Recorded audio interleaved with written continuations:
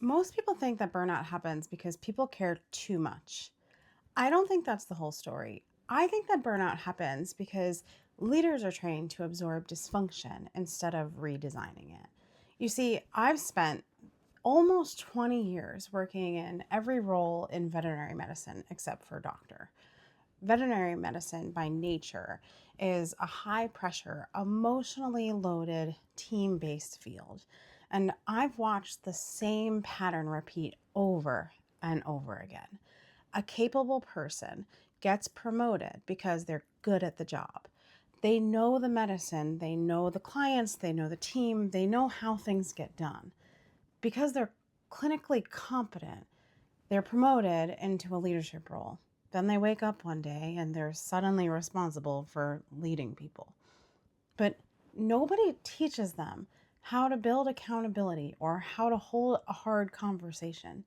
Nobody teaches them how to create clear systems or how to stop becoming the emotional dumping ground for every unresolved problem. So they start doing what good people do. They absorb everything, the frustration, the confusion. They absorb the conflict and the emotional weight of decisions that they were never actually trained to make. And while the majority of my career has been spent in veterinary medicine, I live in the world. I notice how people are treated and how people in other industries are talking online. And if I had to guess, whether you're in veterinary medicine or not, you're in a middle management role or you're in some sort of management role, this probably sounds familiar. When you're promoted into a role, they call you overwhelmed or burned out. And sometimes they'll even say that you're not cut out for leadership just because you sunk instead of swam. When nobody actually just gave you the foundation, when you weren't set up for success. Leaders aren't failing because they lack empathy, resilience, or commitment. They struggle because they were placed inside this leadership role without leadership infrastructure. That matters because when leaders are taught to absorb chaos instead of redesigning that structure, the whole team pays for it. Communication becomes reactive, accountability becomes personal, feedback starts to feel like conflict, and boundaries start to feel almost like betrayal.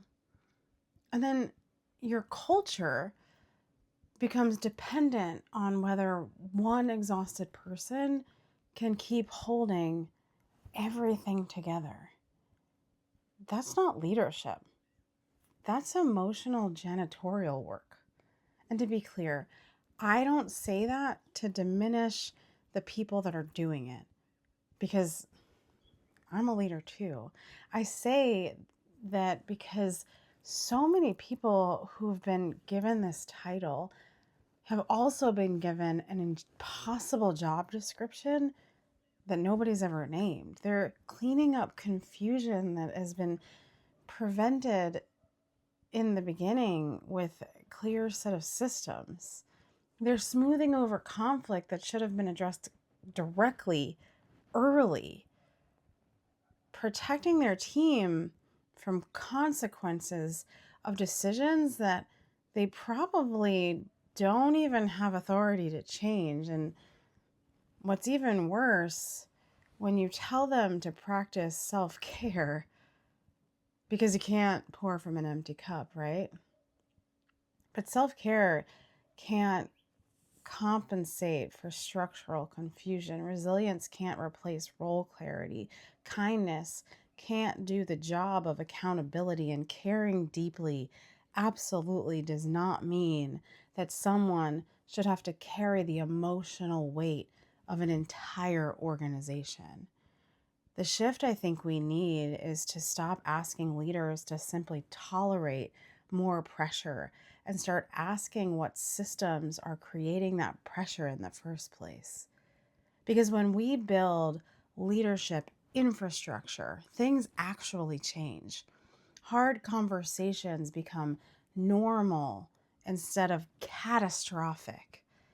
Feedback becomes part of the work instead of a personal attack. People understand their roles, and then teams know how decisions actually get made.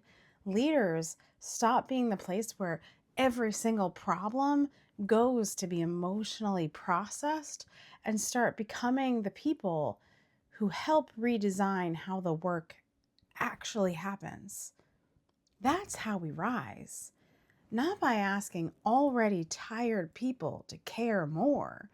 They already care, but by building workplaces where care is supported by clarity and accountability and structure. Because the future of work can't depend on exhausted leaders quietly holding the broken systems together. We need to stop praising people for surviving this dysfunction and start building the foundation, the systems underneath, so they don't just have to survive.